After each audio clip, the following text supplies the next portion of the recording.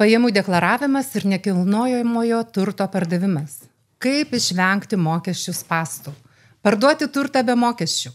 Sužinok, kaip nepakartoti Gedimino klaidos kainavusios 12 000 eurų. Esu Elvyra, asmeninių finansų ir solo verslo konsultantė mokesčių optimizavimo klausimais. Kanalo prenumerata ir patiktukas tavo padėka už turinį, kurį kuriame. Šiandien noriu pasidalinti keletų įdomesnių ir skaudesnių finansinę prasme atvejų iš klientų patyrimų, deklaravus pajamas už 2023 ir parodyti, kaip veikia pinigų įdarbinimas būsimiems mokesčiams sumokėti.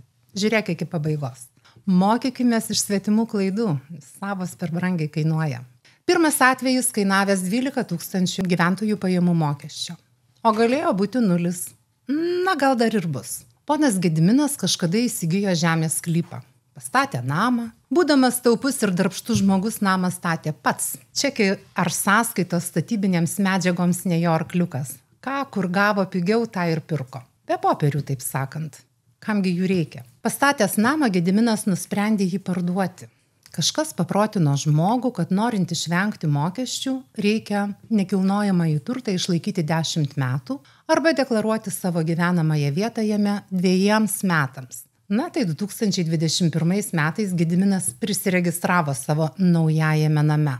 O 2023 pagalvojęs, kad įvykdė visus reikalavimus, namą pardavė. Šiais metais sulaukė skambučio iš VMI su raginimu pateikti deklaraciją, kaip pardavus nekilnojamąjį turtą ir įvykdyti mokestinės prievolės.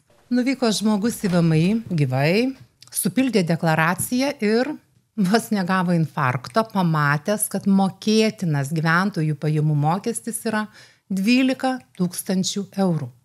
Kodėl? Juk buvo deklaravęs gyvenamąją vietą 2 metus. Kur suklydo Gediminas? Savo gyvenamąją vietą deklaravo 2021 metų lapkričio 15 dieną. Namą pardavė 2023 metų Liepos 15 dieną. Ir į konkrečias datas Gediminas nekreipė dėmesio. Ir toks neatidumas žmogui kainavo 12 000 eurų. Ar galėjo būti kitaip? Tai žinoma. Reikėjo išlaukti iki 23 metų lapkričio 15 dienos ir tik tuomet vykdyti pardavimo sandorį. Ar dar galima ištaisyti šią situaciją? Dar galima. Iki Liepos 15 dienos Gediminas turi įsigyti kitą nekilnojamojo turto objektą ir deklaruoti jame savo gyvenamąją vietą. Prieš vykdydami sandorius pasidarykime namų darbus. Data šiuo atveju yra labai svarbi. Ką sako įstatymas? Cituoju, oficialu. Kokiais atvejais nekilnojamojo turto pardavimo pajamos neapmokestinamos? Nekilnojamojo turto, pavyzdžiui, buto, namo, žemės sklypo pardavimo pajamos neapmokestinamos, jeigu nekilnojamąjį turtą išlaikėte nuosavybėje ne mažiau kaip 10 metų arba ne mažiau kaip 2 metus iki pardavimo deklaravote gyvenamąją vietą parduodamame bute ar gyvenamajame name arba deklaravote gyvenamąją vietą parduodame bute arba gyvenamajame name trumpiau nei 2 metus, tačiau per 1 metus nusipirkote kitą būstą ir jame deklaravote gyvenamąją vietą. Citatos pabaiga. Viskas pakankamai paprastai ir aišku, bet reikia įsidėmėti, kad svarbu ne patys metai, o konkreti data. Dabar apie automobilio pirkimo pardavimo sandorį, kuris žmogui kainavo 2250 eurų gyventojų pajamų mokesčio. Čia jau nieko negalima pakeisti, bet kaip ir minėjau, galima pasimokinti iš svetimų klaidų ir jų nekartoti. Darius įsigijo automobilį, kurio vertė 18 000 eurų. Bet pirkimo pardavimo sutartyje su pardavėju nusprendė įrašyti 1 000 eurų sumą. Beje, dažna situacija, kai įsigijant, parduodant automobilį nurodoma žymiai mažesnė suma nei tikroji sandorio vertė. Deja, Darių po mėnesio ištiko nelaimė. Patyrė didžiulę traumą ir dėl pinigų stygiaus nusprendė automobilį parduoti. Pardavė 16 000 eurų ir kas iš to gavosi? Ogi teko susimokėti GPM nuo 15 000 eurų. Ką sako šis pavyzdys? Perki ar parduodi, sutartyje įrašyk tikrąją kainą. Dar viena situacija, kuri vyksta šiuo metu. Nerijus 2009 metais įsigijo žemės sklypą, 2011 metais pastatė namą jame. Bet registrų centre užregistravo 2021 metais. Gyvenamoji vieta name nedeklaruota.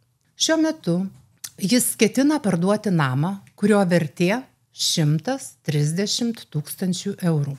Kokia mokestinė aplinka? Žemės sklypą Nerijus išlaikė 10 metų ir mokėti GPM už žemės sklypą prievolės nėra. Nedeklaruoti prievolės nėra. O štai už būsto pardavimą teks susimokėti 15% nuo 130 000, kas sudaro 19 500 eurų.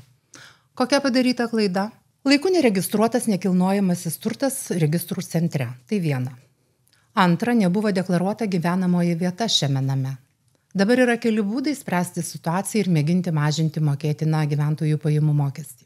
Skubiai deklaruoti gyvenamąją vietą prieš parduodant šį turtą, jį pardavus įsigyti kitą ir vėl deklaruoti savo gyvenamąją vietą naujame būste. Arba kuistis po senus dokumentus ir mėginti atrasti sąskaitas ar čekius statybinių medžiagų pirkimui. Bet kasgi laiko dokumentus tiek metų. Priedo čekiai jau bus išblukę ir vargu ar jų bus tiek, kad reikšmingai padidintų išlaidų sumą. Dar galimas variantas tarti su pirkėju. Gal susirašyti notarinę sutartį, kad Nerijaus gyvenamosios vietos registracija išliktų 2 metus parduodamo turto adresu, o po 2 metų užbaigti sandorį. Šis variantas toks labai jau slidus.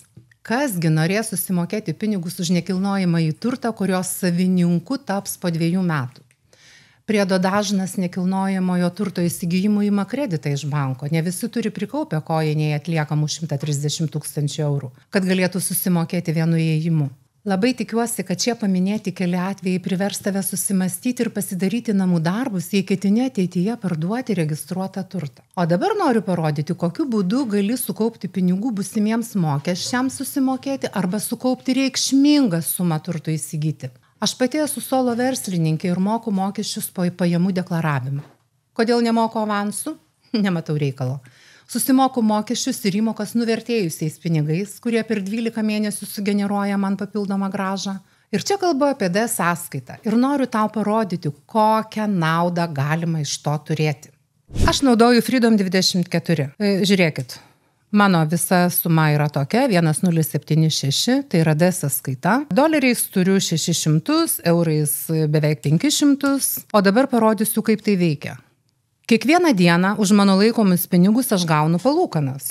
Ir žiūrėkim, tie žali skaičiukai 0,05 euro centų, 0,09 dolerio centai. Ir taip kiekvieną darbo dieną mano sąskaita pasipildo. Taip, kad aš po metų galėsiu ramiai čia pasiimti iš čia pinigų, kurie bus man uždirbę pakankamai gražią grąžą. Žinoma, aš čia dar įkelsiu pinigų, negalvokit, kad aš šitiek mažai laikysiu. Norit prisijungti? Nuorodą rasi apačioje, spausk ir pirmin.